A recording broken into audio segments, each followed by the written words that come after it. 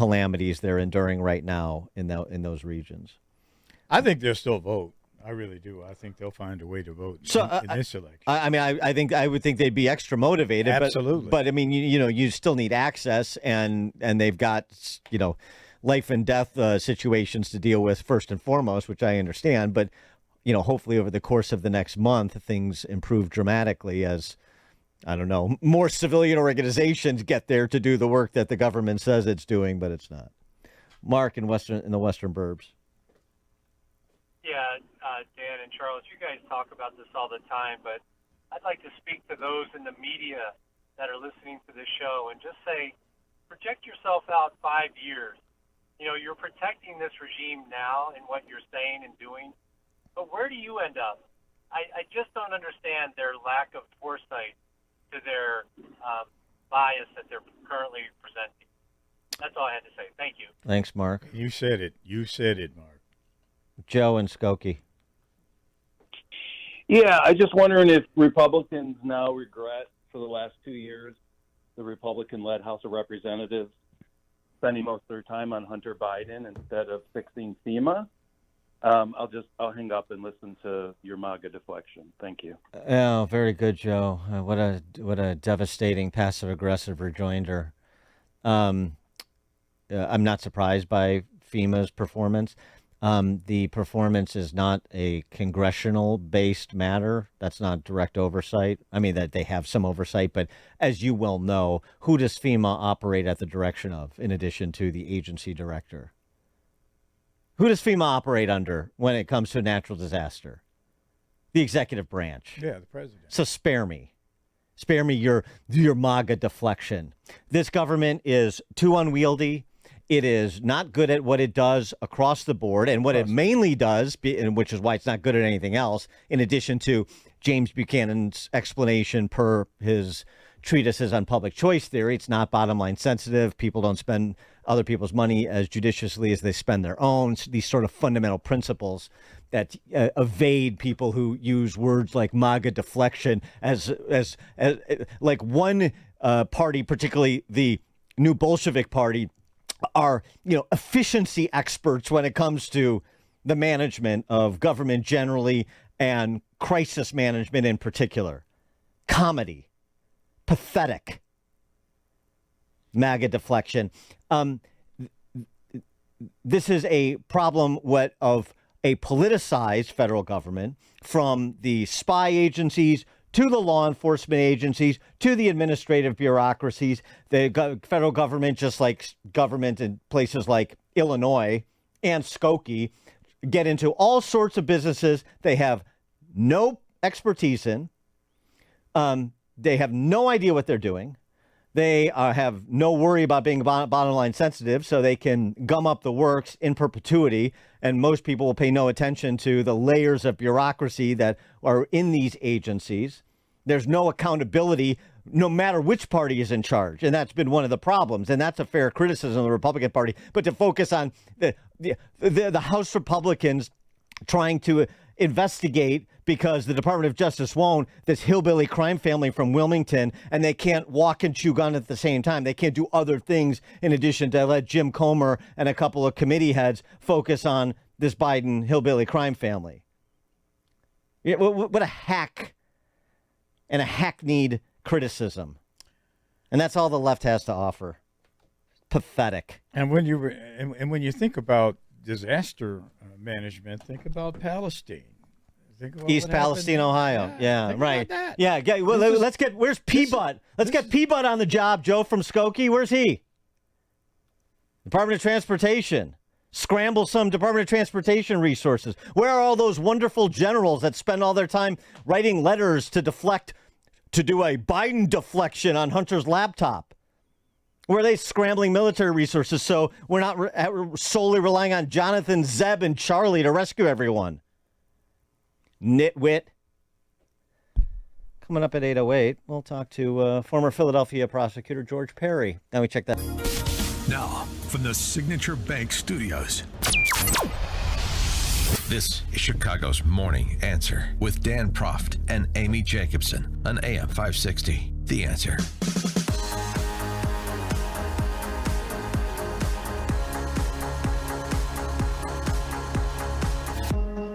Top of the morning, Dan, and in for Amy this morning, Charles Thomas, former ABC 7 political reporter.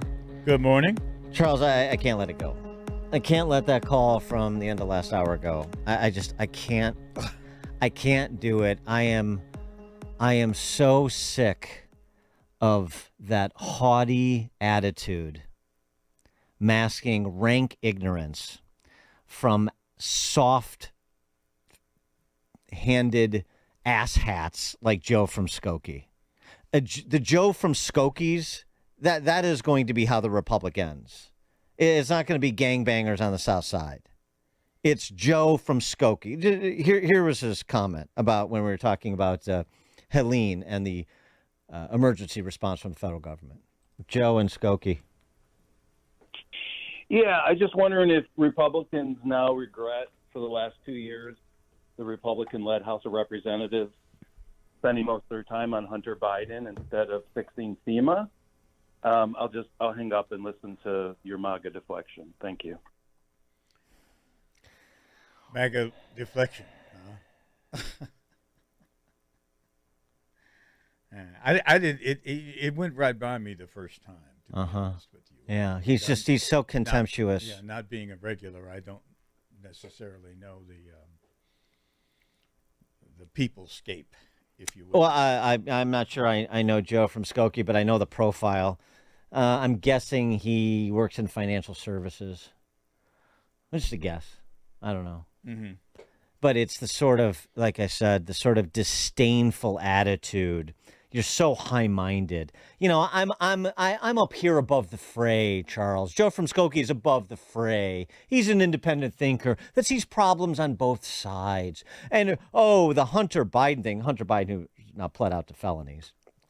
Everybody who has a room temperature IQ and a firing synapse or two knows this was an influence peddling operation that put the financial interests of the Biden family ahead of America's national security interests. That's not a big. That's just a waste of time. He's so concerned. Joe from Skokie has always been very concerned about FEMA being properly funded and properly managed. Oh no, he jumps in. You know, the administration who in charge is not responsible. MAGA Republicans in the House the last 18 months are responsible. The fungibility of money is a concept that Joe doesn't want to contemplate. If we only had properly funded FEMA. Oh, really? In addition to what? The trillions of dollars we're spending building solar panels in China? Underwriting wars the world over?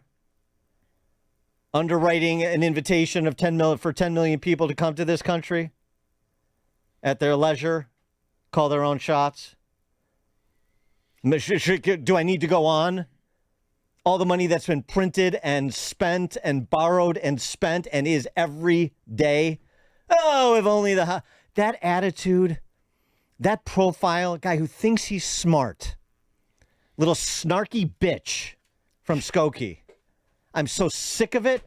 It is, and the failure to confront it is how you lost the state of Illinois and how you lose this country. I'm telling you that right now. The Joes from Skokie of the world. 312-642-5600, turnkey.pro answer line. Since Joe from Skokie is so on top of emergency management. Hey, Joe from Skokie, how do you like Jelly Belly? Do you regret Jelly Belly and your supermajority of Democrats, along with a superminority of surrender Republicans in this state? Per a friend of mine, the Illinois was going to send their Illinois emergency management team to North Carolina, but they had to retract the offer because they have nothing left in the budget. It was all spent on the DNC. Hey, what the? Are you happy about that, Joe from Skokie? Honestly, that grinds me. It just grinds me. But he called. He apparently is listening. Yeah, he called. Answer. Well, it's fine, and that's good. No, they called because you let me call into this show of these troglodytes and really give them a wheretofore. I'll corner Proft with a little parry and with a little thrust from which he cannot parry. And I'm so smart and well-read, and I'm on top of things, and I'm not part of that MAGA cult. And what's wrong with that Charles Thomas guy? Is he some kind of he's black, isn't he? Yeah, right. you didn't vote for Biden. You ain't black. Oh, I'm not. No, that's what I understand. Because I did. That's what I understand. I'm not. I'm checking. I'm telling you. I don't know how people in all these leafy suburbs tolerate the Joes of Skokie in their neighborhood, and I know they do. I don't know how you do it. Tom and Oswego.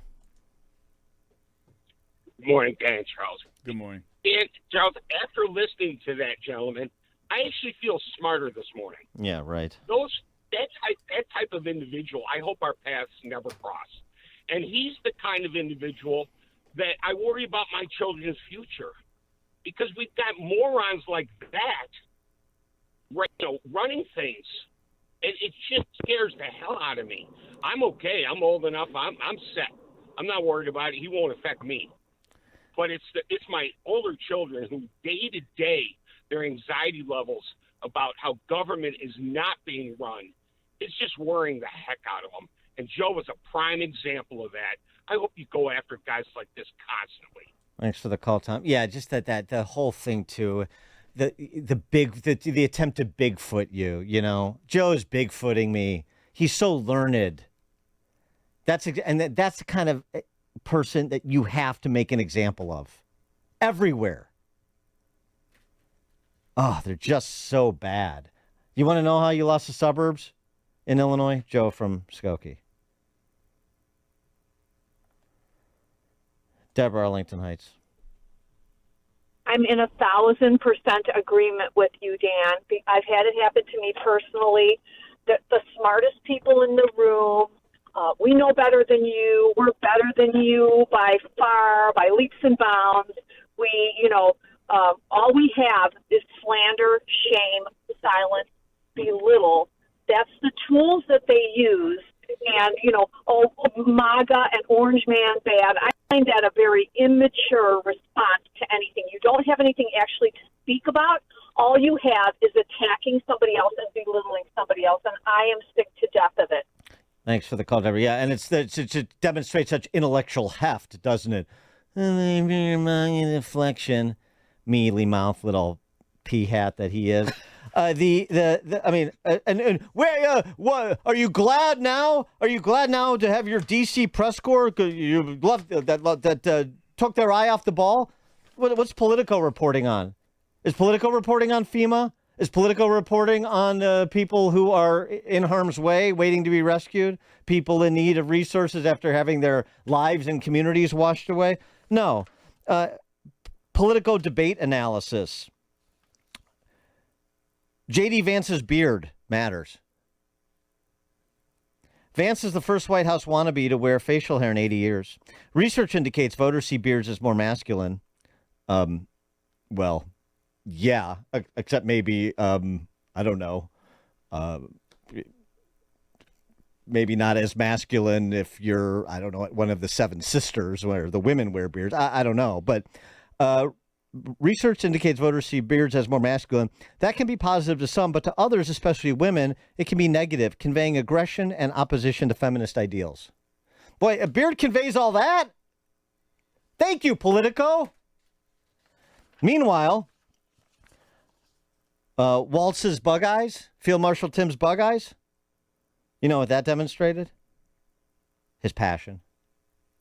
Eye-popping can sometimes be a sign of surprise, but for Walz, it simply revealed his emotional intensity, like during an exchange about abortion. The dynamic and emphatic facial motion grabs the viewer's attention.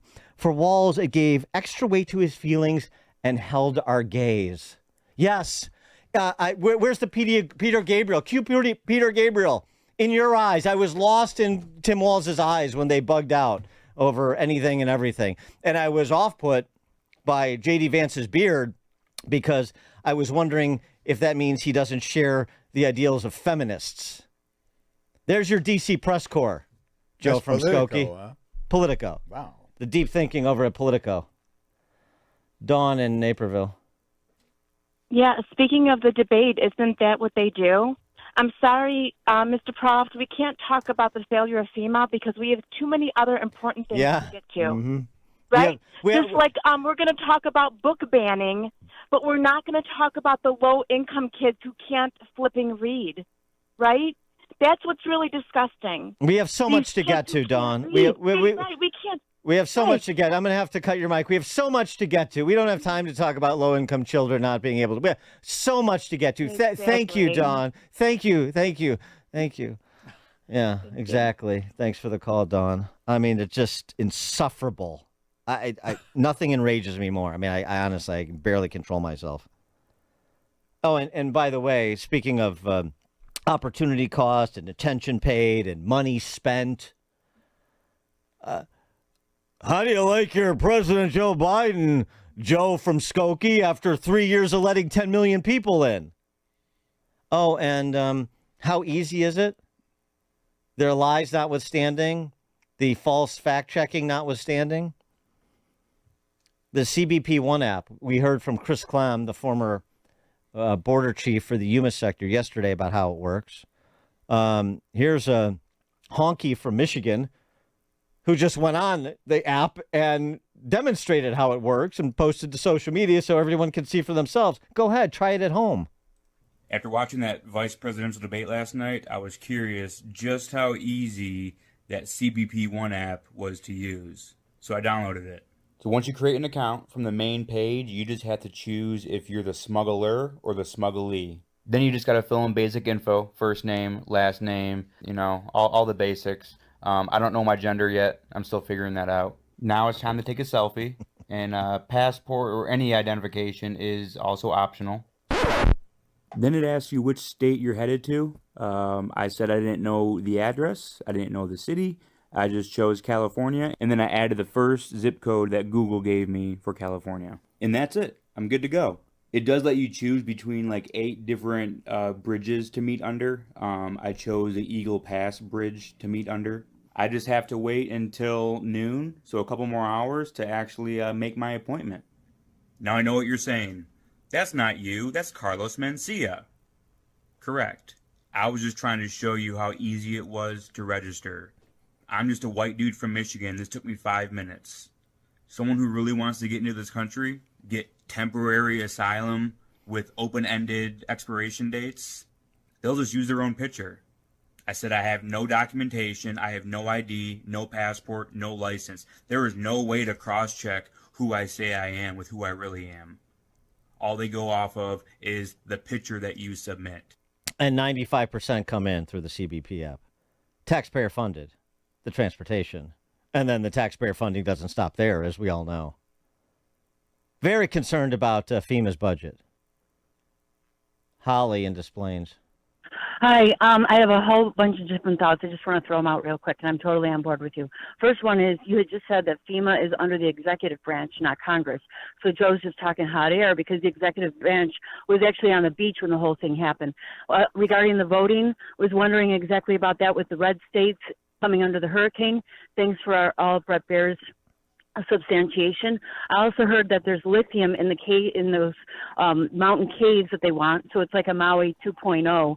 And what they're trying to do is they're trying to basically bring a war because she's down in all the polls. They got nothing else but trying to put some other outside pressure on us. It's all a distraction. It's mind control over all these left people. It's witchcraft. They just sit there. They're bamboozled. They're hollow. A lot of them are college educated. They're totally compromised. They've got no soul anymore. Thanks for the call, Holly. Matt, Mount Greenwood. Hey, good morning, Dan and Charles. I wanted to go back to Joe. Joe's a guy that we all know. I work with guys like that. He's soft, physically weak, mentally weak. He was coddled as a child. I don't like Jelly Belly without the money. Yeah. And you know what? And he can't fight himself out physically or mentally. That's why he hung up on you. Those guys are mealy-mouthed wimps. That I'm sitting here stuttering. I can't stand those people. But they look down their noses at you. They probably sit in their basements, got beat up a little bit when they were kids. But mommy said, oh, it's great. Same people get the participation awards. Oh, that's great, Joe. You did a fine job, but you got your butt kicked. You know, there's millions of them out there. I've worked with them. I work with some of them, and it's just infuriating because God forbid if you debate them, they'll call HR on you. You'll have a problem. You know the story. Thanks, guys. Thanks for comment. Yeah, they applaud Doug Emhoff, dog, for taking on toxic masculinity. Right? They're just as upset about toxic masculinity as Dog Emhoff is when he isn't slapping a girlfriend around or impregnating a nanny. Woo, man. How about it? Jim and Lyle. Good morning, Charles. Good morning, Dan. Good morning. Dan, I think you're probably right. He might be in financial services, Joe, the moron, Skokie. But I wonder what he would think if he was in the room like I've been in many times. When after the end of the fiscal year, there's still a surplus in a line item, and they're all figuring out how to spend it and what to purchase and what we do so that next year we don't get cut in this line item. I wonder what he would think about the way the state of Illinois is run that way. Thanks for the call, Jim. Sam in Oak Brook. Okay, Dan, it's time for you to smile. I saw something this morning at 7 o'clock. Maria Bartoloma had a reporter out at the port on the East Coast. I've got a ton of family in construction that are union workers. They are hardcore Democrats. They were talking to the longshoremen about various things, and Maria asked the reporter, well, ask them that Kamala said she stands for the strikers. Do they stand for Kamala? So the reporter turned to about 75 longshoremen, hardcore Democrat all their life, union workers, and not one longshoreman rose their hand for Kamala. It was an incredible moment that I see. America is pivoting. The game is over. Democrats, go home. Put your baseball bats down. You've lost the game. Please, everyone, vote. They're turning. That is a very good sign. I'm not into whether they should be striking or not, but the fact that we got East Coast union workers saying no effing way for Kamala is huge. Thanks for the call, Have a good Sam. day. Thank you, Sam. And their boss, Harold Daggett, I'm sure said, forget about it. Yeah, that's anecdotal, I know, but that kind of confirms what I've been told about what's happening in Pennsylvania. This is Chicago's Morning Answer. Your show keeps me alive during the week. There's nobody I'd rather listen to between 5 and 9 in the morning.